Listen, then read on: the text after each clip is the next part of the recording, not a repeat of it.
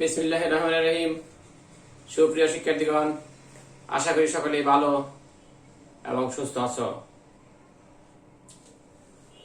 শুরুতেই অনলাইন ক্লাসে আবারও ধন্যবাদ জানাচ্ছি সরকারি মুজিব কলেজের সুনামধন্য অধ্যক্ষ প্রফেসর ডক্টর সদরুদ্দিন আহমেদ স্যারকে। সে সাথে ধন্যবাদ জানাচ্ছি সার্বিক সহায়তা রয়েছেন আলিম স্যারকে। আজকে আমরা জীববিজ্ঞান প্রথম পত্রের ষষ্ঠ অধ্যায় ব্রায়োফাইটা এবং টেরিডোফাইটা নিয়ে আলোচনা করব। সারা বছর আমাদের পরিবেশে আমরা বিভিন্ন ধরনের উদ্ভিদ দেখতে পাই যাদের ফুল ফুটে। যে সকল উদ্ভিদের মধ্যে ফুল বিদ্যমান তথা ফুল দেখা যায় তাদেরকে আসলে বলা হয় পুষ্পক উদ্ভিদ, যাকে বলা হয় ফ্যানারোগ্যামস। আর যে সকল উদ্ভিদ আছে আমাদের পরিবেশে যাদের কখনো ফুল হয় না তাদেরকে বলা হয় অপুষ্পক উদ্ভিদ, যাকে বলা হয় ক্রিপ্টোগ্যামস। আমরা পূর্বের ক্লাসে ম্যানথাম হুকারের শ্রেণীবিন্যাস নিয়ে আলোচনা করেছিলাম। ইংলিশ উদ্ভিদ বিজ্ঞানী ম্যানথাম এবং হুকার টোটাল উদ্ভিদ জগৎকে দুইটি উপজগতে বিভক্ত করেছিলেন। একটি হলো ক্রিপ্টোগ্যামস তথা ক্রিপ্টোগ্যামিয়া উপজগৎ 1, আরেকটি হলো উপজগৎ 2 যা ফ্যানারোগ্যামস তথা হলো ফ্যানারোগ্যামিয়া। যে সকল উদ্ভিদের ফুল সৃষ্টি হয় না তাদেরকে বলা হয়েছিল ক্রিপ্টোগ্যামস, আর যাদের ফুল সৃষ্টি হয় তাদেরকে বলা হয়েছিল ফ্যানারোগ্যামস তথা পুষ্পক উদ্ভিদ। তাহলে আজকে আমরা সেই অপুষ্পক তথা ক্রিপ্টোগ্যামস এর ব্রায়োফাইটা টেরিডোফাইটা নিয়ে আলোচনা করব। ক্রিপ্টোগ্যামস তথা অপুষ্পক উদ্ভিদ, এদের ফুল সৃষ্টি হয় না, স্পুরের মাধ্যমে বংশবিস্তার করে থাকে। এই অপুষ্পক উদ্ভিদ তথা ক্রিপ্টোগ্যামসকে ম্যানথাম এবং হুকার টোটাল 3টি বিভাগে বিভক্ত করেন। কাদেরকে? ক্রিপ্টোগ্যামস তথা অপুষ্পক উদ্ভিদদেরকে। 1 নাম্বার হলো থ্যালোফাইটা, 2 নাম্বার হলো ব্রায়োফাইটা এবং 3 নাম্বার হলো টেরিডোফাইটা। আমরা থ্যালোফাইটা বিভাগের উদ্ভিদদেরকে 2টি শ্রেণীতে বিভক্ত করেছিলাম। একটি হলো শ্রেণী 1 শৈবাল তথা অ্যালজি, আরেকটা শ্রেণী 2 তথা ফানজাই তথা ছত্রাক। আমরা এই অ্যালজি এবং ফানজাই নিয়ে পঞ্চম অধ্যায়ে আলোচনা করব। আজকের আলোচ্য বিষয় ব্রায়োফাইটা এবং টেরিডোফাইটা। তাহলে ব্রায়োফাইটা এবং টেরিডোফাইটা এই উদ্ভিদগুলাও ক্রিপ্টোগ্যামস তথা অপুষ্পক উদ্ভিদ। তাহলে অপুষ্পক উদ্ভিদ ক্রিপ্টোগ্যামসকে 2টি ভাগে বিভক্ত করা যায়। একটি হলো লোয়ার ক্রিপ্টোগ্যামস, শৈবাল এবং ছত্রাক। শৈবাল এবং ছত্রাক এই 2 শ্রেণীর উদ্ভিদকে বলা হয় লোয়ার ক্রিপ্টোগ্যামস,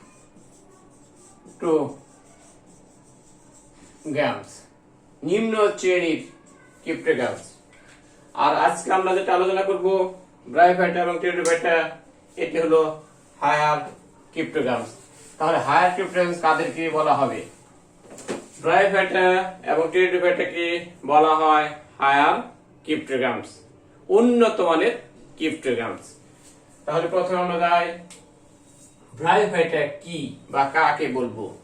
ব্রায়োফাইটা হলো ওই ধরনের অপুষ্পক উদ্ভিদ যাদের দেহকে মূল, কাণ্ড, পাতায় বিভক্ত করা যাবে না, কিন্তু মূলের পরিবর্তে রাইজয়েড থাকে, ভ্রূণ সৃষ্টি হয় এবং হ্যাপ্লয়েড তথা গ্যামেটোফাইটিক, তাদেরকে বলা হবে ব্রায়োফাইটা। তাহলে ব্রায়োফাইটা উদ্ভিদগুলা দেহকে মূল, কাণ্ড, পাতায় বিভক্ত করা যাবে না, তবে মূলের পরিবর্তে কি থাকে? রাইজয়েড থাকে। এই উদ্ভিদগুলো হলো গ্যামেটোফাইটিক তথা হ্যাপ্লয়েড এবং এদের ভ্রূণ সৃষ্টি হয়, বাট ভাস্কুলার টিস্যু থাকে না, তাদেরকেই বলা হবে ব্রায়োফাইটা। তাহলে ব্রায়োফাইটা কি বা কাকে বলে সকলে ক্লিয়ার কিনা? কমপ্লিট।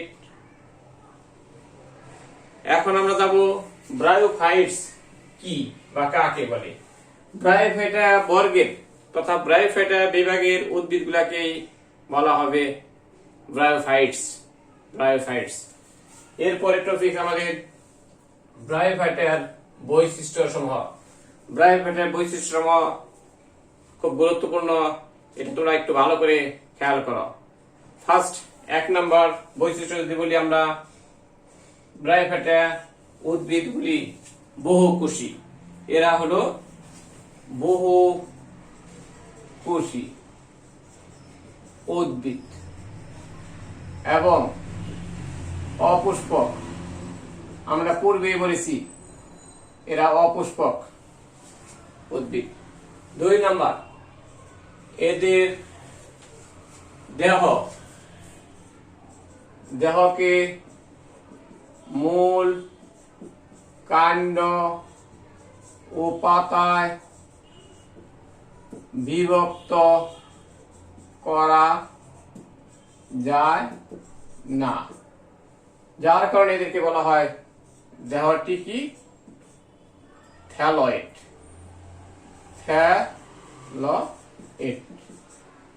তবে এদের মূলের পরিবর্তে রাইজয়েট বিদ্যমান।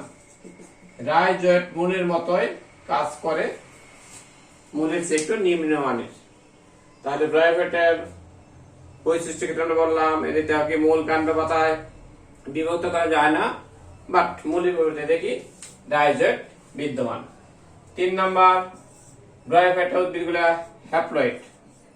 হ্যাপ্লয়েড মানে এরা n সংখ্যক ক্রোমোজোম বহন করে এবং এদেরকে বলা হয় গ্যামেটোফাইটিক উদ্ভিদ। যে সকল উদ্ভিদগুলা n সংখ্যক ক্রোমোজোম বহন করে তাদেরকে বলা হয় গ্যামেটোফাইটিক উদ্ভিদ তথা হ্যাপ্লয়েড উদ্ভিদ। এরপরে 4 নম্বর, ব্রায়োফাইটা উদ্ভিদগুলা এদের ভ্রূণ সৃষ্টি হয়। প্রথম ভ্রূণ সৃষ্টি উদ্ভিদ ব্রায়োফাইটা। এর পূর্বে শৈবাল ছত্রাক তোমরা পড়েছ, তথা শৈবাল ছত্রাকের মধ্যে কোন ভ্রূণ সৃষ্টি হয় না। নাম্বার 5, এদের জননাঙ্গ বহুকোষী এবং বন্ধা কোষের আবরণ দ্বারা আবৃত থাকে। বন্ধা কোষের আবরণ দ্বারা আবৃত থাকে। এরপরে চলে যাও 6 নম্বর বৈশিষ্ট্য, এদের কি ভাস্কুলার বান্ডেল তথা ভাস্কুলার টিস্যু অনুপস্থিত। তার মানে ভাস্কুলার বান্ডেল তথা ভাস্কুলার টিস্যু নেই, অভাস্কুলার উদ্ভিদ। নাম্বার 7, এদের স্ত্রী জননাঙ্গকে আর্কিগোনিয়াম এবং পুং জননাঙ্গকে অ্যান্থেরিডিয়াম বলা হয়। তাহলে এদের জননাঙ্গ দুটি আলাদা। স্ত্রী জননাঙ্গকে বলা হয় আর্কিগোনিয়াম, পুং জননাঙ্গের নাম অ্যান্থেরিডিয়াম।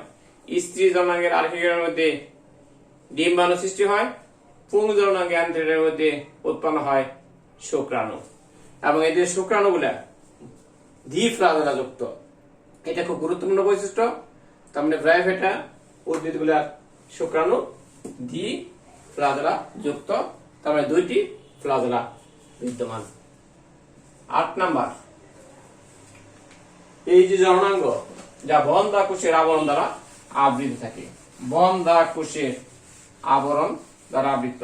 যদি আমরা একটা জননাঙ্গ খেয়াল করি, ধরো এটা একটা জননাঙ্গ যাকে বললাম আমরা স্ত্রী জননাঙ্গ আর্কিগোনিয়াম, যার অভ্যন্তরে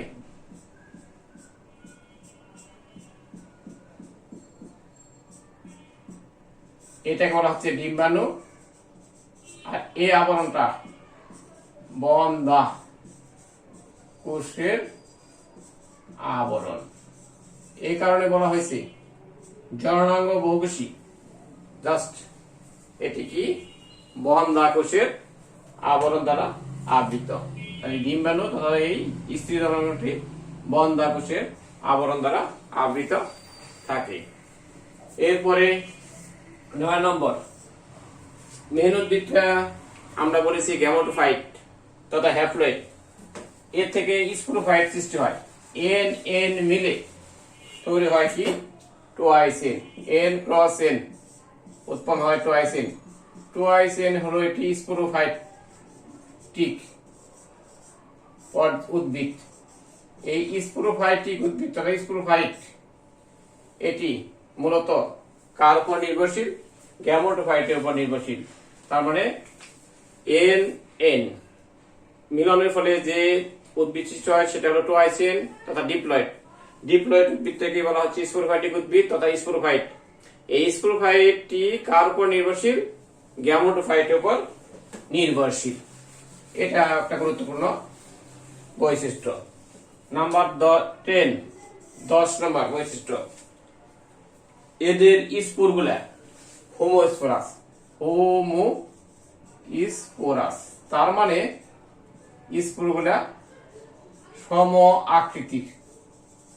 সম আকৃতির, যেমন ধরো এটা একটা স্পোর, এই একটা স্পোর, সব স্পোরগুলাই আকার আকৃতি সমান, এই জন্য এদেরকে বলা কি হোমোস্পোরাস তথা হলো সম আকৃতির। এদের যৌন জনন পদ্ধতি ও গ্যামাস প্রকৃতির। উদ্ভিদের যৌন জনন 3টি প্রকার হয়। একটি হলো আইসোগ্যামাস, আরেকটি হলো অ্যানাসোগ্যামাস, আর 3 নাম্বারটি হলো ওগ্যামাস। ওগ্যামাস প্রকৃতির যৌন জনন হলো উন্নত যৌন জনন প্রক্রিয়া। একটি সচল স্ত্রী গ্যামেট তথা ডিম্বাণুর সাথে একটি একটি সচল পুং গ্যামেট তথা শুক্রাণুর সাথে একটি নিচল স্ত্রী গ্যামেটের মিলনকে বলা হয় ওগ্যামাস প্রকৃতির যৌন জনন। ওগ্যামাস প্রকৃতির যৌন জননের ক্ষেত্রে সচল থাকবে পুং গ্যামেট এবং নিচল হবে স্ত্রী গ্যামেট। এদের মধ্যে যখন মিলন হয় তখন এই ধরনের যৌন জননকে বলা হয় ওগ্যামাস প্রকৃতির যৌন জনন। এদের দেহে ভাস্কুলার টিস্যু না থাকলেও প্যারেনকাইমা কোষ দ্বারা এদের দেহ গঠিত। এই হলো ব্রায়োফাইটার যে বৈশিষ্ট্য। তাহলে ব্রায়োফাইটার বৈশিষ্ট্যগুলি সকলে কমপ্লিট কিনা, বুঝতে পারছো কিনা? তাহলে ব্রায়োফাইটার বৈশিষ্ট্য আমাদের কমপ্লিট হলো। ব্রায়োফাইটা একটি বিভাগ। এই বিভাগের উদ্ভিদদেরকে 3টি শ্রেণীতে বিভক্ত করা যায়। একটি হলো হ্যাপাটিকে, একটি হলো অ্যান্থোসেরেটি, আরেকটি হলো মাসাই। নিম্নমানের ব্রায়োফাইটা দ্বারা তাদেরকে বলা হয় হ্যাপাটিকে। মাঝামাঝি ধরনের ব্রায়োফাইটা তাদেরকে বলা হয় অ্যান্থোসেরেটি। উন্নত মানের ব্রায়োফাইটা দ্বারা তাদেরকে বলা হয় কি মাসাই। ব্রায়োফাইটা যা ইংরেজি নাম, এটাকে মজবর্গীয় বলা হয়। মজবর্গীয় মাসাই শব্দ হতে এই মজবর্গীয় শব্দটি নামকরণ করা হয়েছে। তাহলে ব্রায়োফাইটার শ্রেণী কয়টি? 3টি, হ্যাপাটিকে, অ্যান্থোসেরেটি এন্ড মাসাই। এর মধ্যে নিম্নমানের ব্রায়োফাইটা তাদেরকেই বলা হয় হ্যাপাটিকে। যেমন রিক্সিয়া। হ্যাপাটিকে শ্রেণী একটি উদ্ভিদ যা তোমাদের সিলেবাসে ডিটেলস পড়তে হবে। ব্রায়োফাইটা উদ্ভিদ কে উভয়চর উদ্ভিদ বলা হয় কেন, এই কোশ্চেনটা এখন আমরা যাব। ব্রায়োফাইটা উদ্ভিদকে উভয়চর উদ্ভিদ বলা হয়। ব্রায়োফাইটা উদ্ভিদগুলো মূলত স্থলজ শেষ জায়গায় কর্দমাক্ত জায়গায় জন্মায়। তবে স্থলজ প্রজাতি হলেও এদের জীবন চক্রের সম্পন্ন করতে গেলে পানি বা জলের প্রয়োজন রয়েছে। এদের নিষেক, জনন এবং বৃদ্ধির জন্য পানি দরকার। সে কারণে ব্রায়োফাইটা স্থলের পরিবেশে জন্মালেও এদের নিষেক, জনন, বৃদ্ধি কার্য সম্পন্ন করার জন্য জীবনের একটি পর্যায়ে না একটি পর্যায়ে স্থল থেকে জলে যেতে হয় তথা পানির প্রয়োজন হয়। সে কারণে যেহেতু তার জীবনচক্র সম্পন্ন করতে গেলে স্থল ও জল দুইটি পরিবেশই দরকার, যার কারণে ব্রায়োফাইটাকে উভয়চর উদ্ভিদ বলা হয়ে থাকে। তাহলে ব্রায়োফাইটাকে উভয়চর উদ্ভিদ বলা হয় কেন, সকলে ক্লিয়ার কিনা? তাহলে ব্রায়োফাইটা নিয়ে আজকে আমরা আলোচনা শুরু করেছিলাম। ব্রায়োফাইটার অন্তর্ভুক্ত একটা উদ্ভিদ তোমাদের সিলেবাস আছে রিক্সিয়া, যা হেপাটিকা শ্রেণীর অন্তর্ভুক্ত। আজকে আমরা এই রিক্সিয়া নিয়ে আলোচনা করব না। নেক্সট ক্লাসে রিক্সিয়ার আবাসস্থল, দৈহিক গঠন, অভ্যন্তরীণ গঠন, তার জনন নিয়ে আলোচনা করব। আজকে আমরা ব্রায়োফাইটা তথা টেরিডোফাইটা অধ্যায়ে প্রাথমিক যে আলোচনা করলাম তা আরেকবার রিভিউ করছি। ফার্স্ট আমরা বলছিলাম পৃথিবীতে আসলে হাজার ধরনের উদ্ভিদ আছে, লক্ষ প্রজাতি উদ্ভিদ, তাদের কারো ফুল হয় কারো ফুল হয় না। যাদের ফুল হয় তাদেরকে আমরা পুষ্পক উদ্ভিদ তথা ফেনারোগ্যামস, যাদের ফুল হয় না তাদেরকে অপুষ্পক ক্রিপ্টোগ্যামস। ক্রিপ্টোগ্যামস উদ্ভিদদেরকে বেন্থাম হুকার নামক বিজ্ঞানী তিনটি বিভাগে বিভক্ত করেছিলেন: থ্যালোফাইটা, ব্রায়োফাইটা, টেরিডোফাইটা। এর মধ্যে ব্রায়োফাইটা, টেরিডোফাইটা এই দুটি হলো হায়ার ক্রিপ্টোগ্যামস তথা আমাদের উন্নত মানের ক্রিপ্টোগ্যামস, আর শৈবাল ছত্রাক এই দুটি হলো লোয়ার ক্রিপ্টোগ্যামস। লোয়ার বলা হয়েছে এই কারণে এদের ব্রণ সৃষ্টি হয় না, বাট ব্রায়োফাইটা, টেরিডোফাইটার মধ্যে ব্রণ সৃষ্টি হয় এবং জননাঙ্গ বহুকোষী বন্ধাকাশে আবরণ, কোষের আবরণ দ্বারা আবৃত থাকে। এই কারণে এদেরকে বলা হয়েছিল হায়ার ক্রিপ্টোগ্যামস। তাহলে হায়ার ক্রিপ্টোগ্যামস কাদেরকে বলা হলো? Bryophyta, pteridophyta. হায়ার ক্রিপ্টোগ্যামস থেকে আজকে আমরা জানলাম ব্রায়োফাইটা কি। যে সকল অপুষ্পক উদ্ভিদ যার দেহকে মূল কাণ্ড পাতা বিভক্ত করা যায় না, মূলের বিপরীতে রাইজোয়েট থাকে, ব্রণ সৃষ্টি হয়, পরিবহন টিস্যু তাদের ভাস্কুলার বান্ডেল নেই, তাদেরকে আসলে বলা হবে ব্রায়োফাইটা। ব্রায়োফাইটা, ফাইটা শব্দের অর্থ উদ্ভিদ। এই জায়গা হতে আর যে সমস্ত উদ্ভিদ ব্রায়োফাইটা আমরা বলতেছি তাদেরকে বাংলায় মশবর্গীয় বলা হয়, মশবর্গীয় উদ্ভিদ। ব্রায়োফাইটা বর্গের উদ্ভিদকে ব্রায়োফাইটস বলা হলো। ব্রায়োফাইটার বৈশিষ্ট্যগুলো তোমাদের খুব গুরুত্ব দিয়ে পড়তে হবে। ব্রায়োফাইটা উদ্ভিদ বহুকোষী, অপুষ্পক, এরা গ্যামেটোফাইটিক তথা হ্যাপ্লয়েড, এন সংখ্যক ক্রোমোজোম বহন করে। এদের দেহকে মূল কাণ্ড পাতা বিভক্ত করা যায় না, তবে মূলের বিপরীতে রাইজোয়েট থাকে। এরা বহুকোষী এবং এদের জননাঙ্গ বহুকোষী বন্ধা কোষের আবরণ দ্বারা আবৃত থাকে।